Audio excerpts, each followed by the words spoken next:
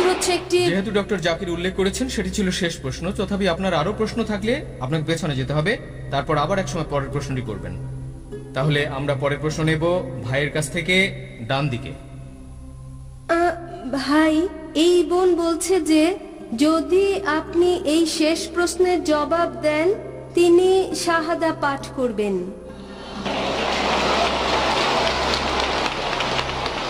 প্রশ্ন করুন। এখানে এই প্রশ্নটি হচ্ছে, আমি পড়েছি এটি এক নাস্তিকের লেখা, যাতে বলা হয়েছে এরকম: যখন আল্লাহ স্বর্গের উদ্যান সৃষ্টি করলেন তিনি সেখানে আদম ও ঈভকে পাঠালেন, এবং কিন্তু তাদের নিয়ম ভঙ্গ করার কারণে তারা সেখানে যে ফলটি ছিল, আমি ফলটি চিনি না, যা নিষিদ্ধ ছিল, তাদেরকে উদ্যান থেকে বের করে দেয়া হয়, তাদেরকে বাগানের বাইরে নিক্ষেপ করা হয়। এবং যে কারণে বলা হয়ে থাকে এরকম যে আপনাকে দৈনন্দিন রুজির জন্য কাজ করতে হয়, আপনার কাজ করার প্রয়োজন হয়, এবং তাহলেই আপনার দৈনন্দিন রুজি উপার্জন হবে। এরকম এটাও বলা হয় যে নারী তাদের গর্ভধারণে বেদনা বাড়বে।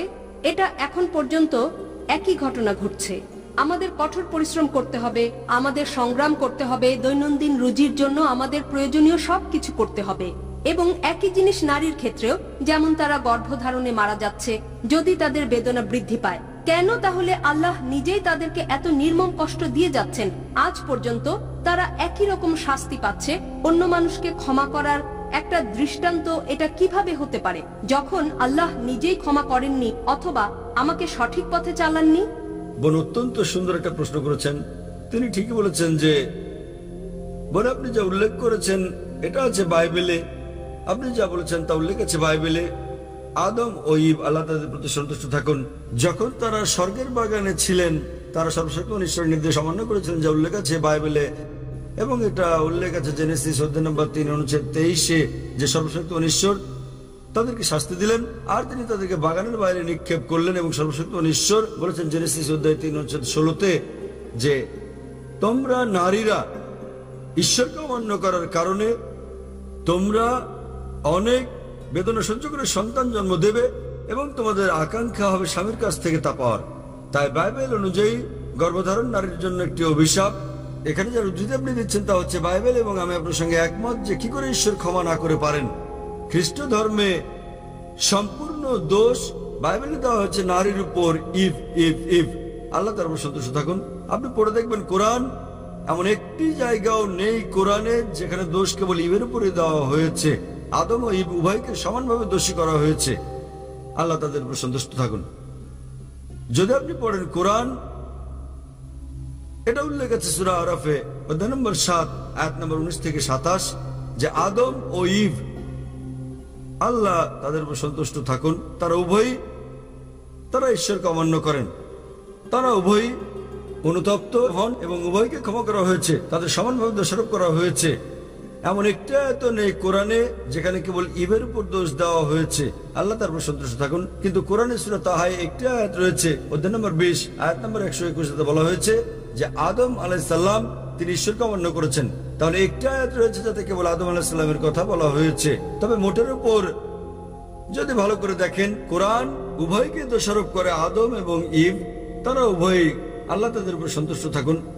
বাইবেলে দোষ দেওয়া হচ্ছে কেবলমাত্র নারীকে, আর সে কারণেই সর্বশক্তিমান ঈশ্বর বলেছেন তোমরা বহন করবে সন্তান বেদনা সহ্য করে এবং তোমাদের আকাঙ্ক্ষা থাকবে সেটা স্বামীর কাছ থেকে। তো বাইবেল অনুযায়ী গর্ভধারণ একটা অভিশাপ, কিন্তু যদি আপনি কোরআন পড়েন গর্ভধারণ অভিশাপ নয়, গর্ভধারণ নারীর মর্যাদা বৃদ্ধি করে। আল্লাহ কোরআনে বলেছেন সূরা নিসা অধ্যায় নম্বর 4 আয়াত নম্বর 1, সেই নারীকে সম্মান করো যে তোমাকে গর্ভধারণ করেছে। এছাড়াও কোরআন বলছে সূরা লুকমান অধ্যায় নম্বর 31 আয়াত নম্বর 14 এবং সূরা আকাফ অধ্যায় 46 আয়াত নম্বর 15, আমি মানুষকে পিতামাতার প্রতি সদয় হওয়ার নির্দেশ দিয়েছি, কষ্টের পর কষ্ট সহ্য করে মা তোমাকে গর্ভধারণ করেছে এবং বেদনা সহ্য করে জন্ম দিয়েছেন। তাহলে এখানে আমরা বুঝি যে কোরআন বলছে যে আমাদের পিতামাতাকে সম্মান করতে হবে, বিশেষ করে মাকে। এবং আমাদের প্রিয় নবী মুহাম্মদ সাল্লাল্লাহু আলাইহি ওয়াসাল্লাম বলেছেন, এটা উল্লেখ আছে সহিহ বুখারীতে খণ্ড নম্বর 8 আদবের বই অধ্যায় নম্বর 2 হাদিস নম্বর 2, এক লোক আসলো মুহাম্মদ সাল্লাল্লাহু আলাইহি ওয়াসাল্লামের কাছে এবং তাকে জিজ্ঞেস করলো কে সবচেয়ে বেশি ভালোবাসা এবং সাহচর্য পাওয়ার যোগ্য এই পৃথিবীতে। নবী উত্তরে বললেন তোমার মা। লোকটি জিজ্ঞেস করলো তারপর কে? নবী আবার বললেন তোমার মা। লোকটা আবার জিজ্ঞেস করলো তারপর কে? নবী আবারও বললেন তোমার মা। তারপর লোকটা জিজ্ঞেস করলো তারপর কে? তখন চতুর্থবারে নবী বললেন যে তোমার বাবা। তার মানে 75%, 3/4 ভালোবাসা ও সাহচর্য প্রাপ্য হচ্ছে তোমার মায়ের, 25%, 1/4 বাবার জন্য প্রাপ্য। সংক্ষেপে মা পাচ্ছেন গোল্ড মেডেল, তিনি পাচ্ছেন সিলভার মেডেল এবং ব্রোঞ্জ মেডেলটাও তিনি পাচ্ছেন। বাবাকে কেবল সান্ত্বনা পুরস্কার নিয়ে সন্তুষ্ট থাকতে হচ্ছে। তাহলে এই হচ্ছে ইসলামের শিক্ষা। ইসলামে গর্ভধারণ নারীর মর্যাদা বৃদ্ধি করে। এবং আমি আপনার সঙ্গে একমত, একবার সর্বশক্তিমান ঈশ্বর মানুষকে ক্ষমা করে দিয়ে কি করে তাদের শাস্তি পর শাস্তি দিতে পারেন। তাহলে এই হচ্ছে ইসলাম ও খ্রিস্ট ধর্মের মধ্যে পার্থক্য। বোন, আপনি কি এই উত্তরে সন্তুষ্ট? হ্যাঁ, অবশ্যই। তাহলে আপনি কি এখন ইসলাম গ্রহণ করতে চান? হ্যাঁ। আপনি কি বিশ্বাস করেন ঈশ্বর হচ্ছেন একজন? হ্যাঁ, বিশ্বাস করি। আপনি কি বিশ্বাস করেন যীশু খ্রিস্ট হলেন ঈশ্বর? না।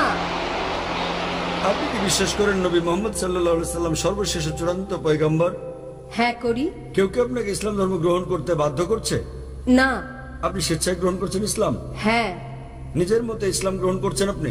হ্যাঁ। কেউ আপনাকে ঘুষ টুস দিচ্ছে? না। ইনশাআল্লাহ আমি আরবিতে বলবো, আপনি আমার শুনে শুনে বলবেন।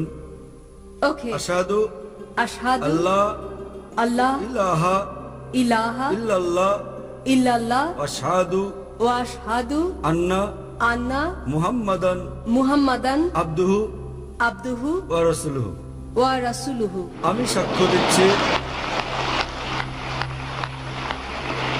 আমি সাক্ষ্য দিচ্ছি, আমি সাক্ষ্য দিচ্ছি যে কোনো উপাস্য নেই কোনো উপাস্য নেই আল্লাহ ছাড়া, আল্লাহ ছাড়া। এবং আমি আরো সাক্ষ্য দিচ্ছি, আমি আরো সাক্ষ্য দিচ্ছি যে যে নবী মুহাম্মদ নবী মুহাম্মদ হলেন বার্তাবাহক এবং আল্লাহর বান্দা। এবং আল্লাহর বান্দা। মাশাআল্লাহ, আপনি এখন মুসলিম। এবং আমি আল্লাহর কাছে দোয়া করি আল্লাহ যেন আপনাকে পথ দেখান এবং আপনার পরিবারের সদস্যদের পথ দেখাতে সাহায্য করেন। এই দুনিয়ায় আপনাকে উত্তম জীবন দান করেন এবং একই রকম পরকালও, এবং ইনশাআল্লাহ আপনাকে জান্নাত দান করুন। ভিডিও ভালো লাগলে ভিডিওটিকে আপনার ফ্যামিলি এবং দোস্তের মাঝে অবশ্যই শেয়ার করবেন। আমাদের সঙ্গে জুড়ে থাকার জন্য শুকরিয়া।